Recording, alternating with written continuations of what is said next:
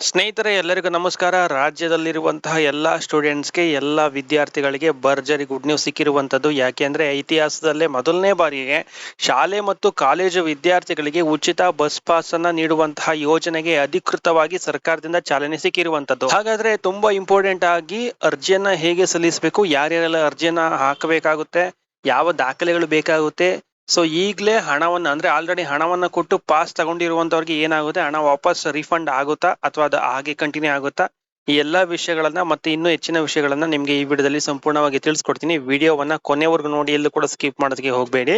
ಅದೇ ರೀತಿಯಾಗಿ ಇದೇ ರೀತಿಯಾಗಿರುವಂತ ಇನ್ಫಾರ್ಮೇಶನ್ಗಳು ಬೇಕು ಅಂದ್ರೆ ನಿಮ್ಗೆ ಉಚಿತವಾಗಿ ಚಾನಲ್ಗೆ ಸಬ್ಸ್ಕ್ರೈಬ್ ಮಾಡ್ಕೊಳ್ಳಿ. ಹಾಗೆ ಪಕ್ಕದಲ್ಲಿರುವಂತಹ ಬೆಲ್ ಐಕನ್ ಕ್ಲಿಕ್ ಮಾಡ್ಕೊಂಡು ಅಲ್ಲಿರುವಂತಹ ಆಲ್ ಆಪ್ಷನ್ ಅನ್ನ ಸೆಲೆಕ್ಟ್ ಮಾಡಿ.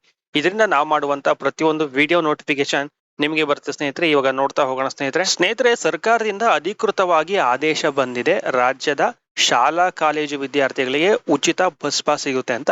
ಹಾಗಾದ್ರೆ ಮೊದಲನೇದಾಗಿ ನೋಡೋಣ, ಸೊ ಯಾರಿಗೆ ಈ ಒಂದು ಉಚಿತ ಬಸ್ ಪಾಸ್ ಅನ್ನುವಂಥದ್ದು? ಯಾಕೆಂದ್ರೆ ಈ ಒಂದು ಹೊಸ ಉಚಿತ ಬಸ್ ಪಾಸ್ ಸೌಲಭ್ಯ ಏನಿದೆ, ಮುಖ್ಯವಾಗಿ ಗಂಡು ವಿದ್ಯಾರ್ಥಿಗಳು ಅಂದ್ರೆ ಪುರುಷ ವಿದ್ಯಾರ್ಥಿಗಳಿಗೆ ಅನ್ವಯ ಆಗುತ್ತೆ. ಯಾಕೆ ಅಂತ ನಿಮ್ಗೆ ಹೇಳ್ತೀನಿ ನೋಡಿ. ರಾಜ್ಯದ ವಿದ್ಯಾರ್ಥಿನಿಯರಿಗೆ ಈಗಾಗಲೇ ಸರ್ಕಾರಿ ಬಸ್ಗಳಲ್ಲಿ ಉಚಿತ ಪ್ರಯಾಣ ಇದೆ. ಅಂದ್ರೆ ಶಕ್ತಿ ಸ್ಕೀಮ್ ಅಡಿಯಲ್ಲಿ ಮಹಿಳೆಯರಿಗೆ ಆಗಿರ್ಬೋದು, ಹುಡುಗಿಯರಿಗೆ ಆಗಿರ್ಬೋದು, ಎಲ್ಲರಿಗೂ ಕೂಡ ಅಂದ್ರೆ ಮಹಿಳೆಯರಿಗೆ ಎಲ್ಲರಿಗೂ ಕೂಡ ಉಚಿತ ಬಸ್ ಪ್ರಯಾಣದ ಸೌಲಭ್ಯ ಇದೆ.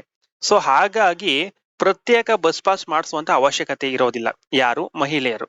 ಸೊ ಹೀಗಾಗಿ ಈ ಒಂದು ಯೋಜನೆಯ ಲಾಭ ಪಡೆಯೋದಕ್ಕೆ ಗಂಡು ವಿದ್ಯಾರ್ಥಿಗಳು ಅಂದ್ರೆ ಪುರುಷ ವಿದ್ಯಾರ್ಥಿಗಳು ಕಡ್ಡಾಯವಾಗಿ ಅರ್ಜಿಯನ್ನ ಸಲ್ಲಿಸಬೇಕಾಗುತ್ತೆ. ಓಕೆ, ಇಲ್ಲಿ ಅರ್ಜಿ ಯಾವಾಗ ಅಂತ ನೋಡೋದಾದ್ರೆ ಜೂನ್ 12ನೇ ತಾರೀಕಿನಿಂದ ಅರ್ಜಿಯನ್ನ ಸಲ್ಲಿಸೋದಕ್ಕೆ ಅವಕಾಶ ಇದೆ. ಇಲ್ಲಿ ಲಾಸ್ಟ್ ಡೇಟ್ ಅನ್ನ ಅಂದ್ರೆ ಲಾಸ್ಟ್ ಡೇಟ್ ಅನ್ನ ಮೆನ್ಷನ್ ಮಾಡಿಲ್ಲ. ಜೂನ್ 12ನೇ ತಾರೀಕಿನಿಂದ ಅರ್ಜಿಯನ್ನ ಸಲ್ಲಿಸೋದಕ್ಕೆ ಅವಕಾಶವನ್ನ ಕೊಟ್ಟಿದ್ದಾರೆ. ಸೊ ವಿದ್ಯಾರ್ಥಿಗಳು ಮನೆಯಲ್ಲೇ ಕೂತು ಅಥವಾ ಸ್ಕೂಲು ಕಾಲೇಜಲ್ಲಿ ಎಲ್ಲದರಲ್ಲೂ ಕೂಡ ಅಪ್ಲೈ ಮಾಡ್ಬೋದು. ಮನೆಯಲ್ಲಿ ಅಂದ್ರೆ ನಿಮ್ಮ ಮೊಬೈಲ್ ಮೂಲಕ ಅಪ್ಲೈ ಮಾಡ್ಬೋದು, ಸೈಬರ್ ಅಲ್ಲಿ ಅಪ್ಲೈ ಮಾಡ್ಬೋದು, ಮತ್ತೆ ಶಾಲಾ ಮತ್ತು ಕಾಲೇಜುಗಳಲ್ಲೂ ಕೂಡ ಅಪ್ಲೈ ಮಾಡ್ಬೋದು. ಅದನ್ನು ಬಿಟ್ಟು ಎಲ್ಲೆಲ್ಲಿ ಅರ್ಜಿ ಹಾಕ್ಬೋದು ಅಂತ ನೋಡೋದಾದ್ರೆ ಕರ್ನಾಟಕ ಸರ್ಕಾರದ ಸೇವಾ ಸಿಂಧು ಪೋರ್ಟಲ್ ನಲ್ಲಿ ಅಪ್ಲೈ ಮಾಡಬಹುದು. ಸೇವಾ ಸಿಂಧು ಪೋರ್ಟಲ್ ಎಲ್ಲಿ ಅವೈಲೇಬಲ್ ಇರುತ್ತೆ ಅಂದ್ರೆ ಗ್ರಾಮವನ್ನು, ಬೆಂಗಳೂರನ್ನು, ಕರ್ನಾಟಕವನ್ನು ಮತ್ತೆ CSC ಕೇಂದ್ರಗಳು ಅಂತಾರೆ, CSC ಸೆಂಟರ್ ಅಂತ ಇರುತ್ತೆ, ಅಲ್ಲಿ ಹೋಗಿ ನೀವು ಅಪ್ಲೈ ಮಾಡಬಹುದು. ಮತ್ತೆ ಸೇವಾ ಸಿಂಧು ಪೋರ್ಟಲ್ ನೀವು ಕೂಡ ಮೊಬೈಲ್ ಅಲ್ಲೇ ಅಪ್ಲೈ ಮಾಡ್ಕೋಬಹುದು. ನಿಮ್ಗೆ ಏನಾದ್ರೂ ಆ ಒಂದು ವೆಬ್ಸೈಟ್ ಲಿಂಕ್ ಬೇಕು ಅಂದ್ರೆ ಇಲ್ಲಿ ನೋಡಿ ಡಿಸ್ಕ್ರಿಪ್ಷನ್ ಅಲ್ಲಿ ಕೊಟ್ಟಿರ್ತೀನಿ, ಆ ಒಂದು ಲಿಂಕ್ ಮೂಲಕ ಅಪ್ಲೈ ಮಾಡಬಹುದು. ಸೊ ನೆಕ್ಸ್ಟ್ ನಿಮ್ಗೆ ಅಪ್ಲೈ ಮಾಡೋದು ಹೇಗೆ ಬಸ್ ಪಾಸ್ಗೆ ಅನ್ನುವಂಥದ್ದನ್ನ ನಿಮ್ಗೆ ನೆಕ್ಸ್ಟ್ ವಿಡಿಯೋದಲ್ಲಿ ತಿಳಿಸ್ಕೊಡ್ತೀನಿ. ಈಗ ಜಸ್ಟ್ ಇನ್ಫಾರ್ಮೇಶನ್ ಅಷ್ಟೇ ತಿಳಿಸ್ಕೊಡ್ತೀನಿ ನಿಮ್ಗೆ. ಓಕೆ, ಈಗ ನೆಕ್ಸ್ಟ್ ನೋಡೋಣ ಯಾವ ದಾಖಲೆಗಳು ಬೇಕಾಗುತ್ತೆ ಅನ್ನುವಂಥದ್ದನ್ನ ನೋಡ್ತಾ ಹೋಗೋಣ. ಆನ್ಲೈನ್ ಮುಖಾಂತರ ಅರ್ಜಿ ಸಲ್ಲಿಸುವಂತ ಸಂದರ್ಭದಲ್ಲಿ ಯಾವೆಲ್ಲ ದಾಖಲೆಗಳು ಬೇಕಾಗುತ್ತೆ ಅಂತ ನೋಡಿದ್ರೆ ವಿದ್ಯಾರ್ಥಿ ಆಧಾರ್ ಕಾರ್ಡ್ ಬೇಕಾಗುತ್ತೆ, ಸ್ಟೂಡೆಂಟ್ ಆಧಾರ್ ಕಾರ್ಡ್ ಬೇಕಾಗುತ್ತೆ, ಶಾಲೆ ಅಥವಾ ಕಾಲೇಜಿನ ಪ್ರವೇಶಾತಿ ರಸೀದಿ ಅಂದ್ರೆ ಫೀಸ್ ರೆಸಿಪ್ಟ್ ಬೇಕಾಗುತ್ತೆ, ಅಥವಾ ಒಂದು ಅಕ್ನಾಲಜ್ಮೆಂಟ್ ಏನ್ ಕೊಟ್ಟಿರ್ತಾರೆ ಅಕ್ನಾಲಜ್ಮೆಂಟ್ ಬೇಕಾಗುತ್ತೆ. ಮತ್ತೆ ಇತ್ತೀಚಿನ ರೀಸೆಂಟ್ ಆಗಿರುವಂತ 2 ಪಾಸ್ಪೋರ್ಟ್ ಸೈಜ್ ಫೋಟೋ ಬೇಕಾಗುತ್ತೆ.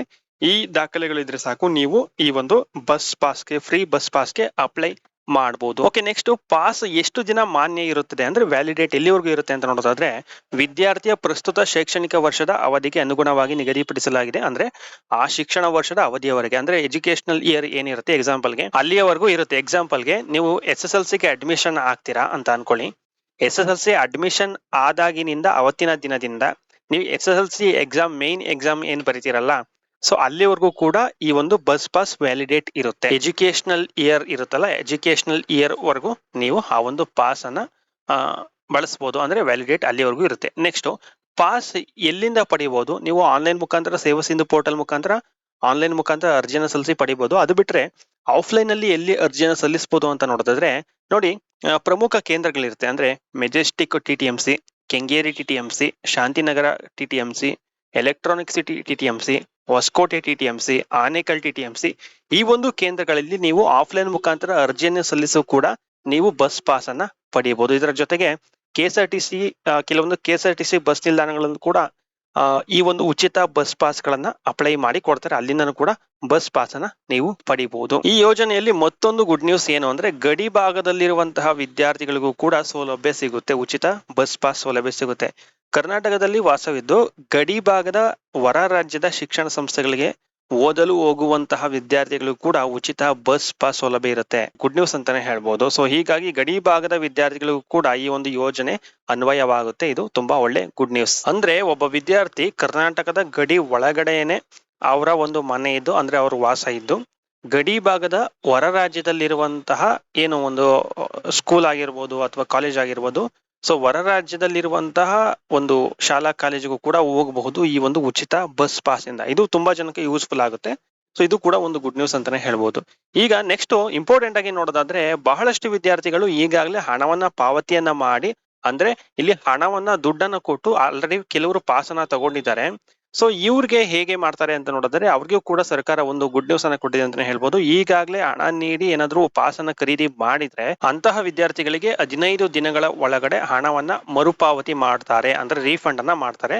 ನೀವು ಎಲ್ಲಿ ಪಾಸ್ ಅನ್ನ ತಗೊಂಡಿರ್ತೀರಾ ಅಲ್ಲಿ ಹೋಗಿ ವಿಚಾರಿಸಿ, ನಿಮ್ಗೆ 15 ದಿನಗಳ ಒಳಗಡೆ ಮರುಪಾವತಿಯನ್ನ ಮಾಡ್ತಾರೆ. ಇನ್ನು ತುಂಬಾ ಜನ ಅನ್ಕೊಳ್ಬಹುದು, ಇಲ್ಲಿ ಫ್ರೀ ಪಾಸ್ ಅನ್ನ ಅನೌನ್ಸ್ ಮಾಡಿದ ಮೇಲೂ ಕೂಡ ಯಾರಾದ್ರೂ ವಿದ್ಯಾರ್ಥಿಗಳು ಬಸ್ ಪಾಸ್ ಅನ್ನ ದುಡ್ಡು ಕೊಟ್ಟು ಖರೀದಿ ಮಾಡಿರ್ತಾರ ಅಂತ ಅನ್ಕೊಳ್ಬಹುದು. ಇಲ್ಲಿ ತುಂಬಾ ಜನ ಖರೀದಿ ಮಾಡಿದ್ದಾರೆ. ಎಷ್ಟು ಅಂದ್ರೆ 19,792 ವಿದ್ಯಾರ್ಥಿಗಳು ದುಡ್ಡು ಕೊಟ್ಟು ಪಾಸ್ ಅನ್ನ ಇಲ್ಲಿ ತಗೊಂಡಿರುವಂತದ್ದು. ಸೊ ಹಾಗಾಗಿ ಇಲಾಖೆ ಇಂಥವ್ರಿಗೆ 15 ದಿನಗಳ ಒಳಗಡೆ ಆ ಒಂದು ಹಣವನ್ನ ಮರುಪಾವತಿ ಮಾಡಬೇಕು ಅಂತ ಇಲ್ಲಿ ಸೂಚನೆಯನ್ನು ಕೂಡ ಕೊಟ್ಟಿದೆ.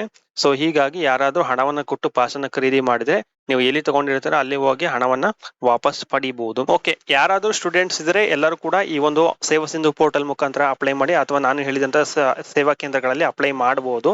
ಸೊ ಇದನ್ನ ನಿಮ್ಮ ಮನೆಯಲ್ಲಿರುವಂತಹ ಫ್ರೆಂಡ್ಸ್ಗೆ ಎಲ್ಲರಿಗೂ ಕೂಡ, ಸ್ಟೂಡೆಂಟ್ಸ್ ಯಾರಾದ್ರೂ ಇದ್ರೆ ಶೇರ್ ಮಾಡಿ ಅಂತ ಹೇಳ್ತಾ, ಇದೇ ರೀತಿಯಾಗಿರುವಂತಹ ಇನ್ಫಾರ್ಮೇಶನ್ ಪಡೆಯೋದಕ್ಕೆ ನಮ್ಮ ಚಾನಲ್ ಸಬ್ಸ್ಕ್ರೈಬ್ ಮಾಡ್ಕೊಳ್ಳಿ. Thank you for watching. Next ವಿಡಿಯೋದಲ್ಲಿ ಸಿಗೋಣ.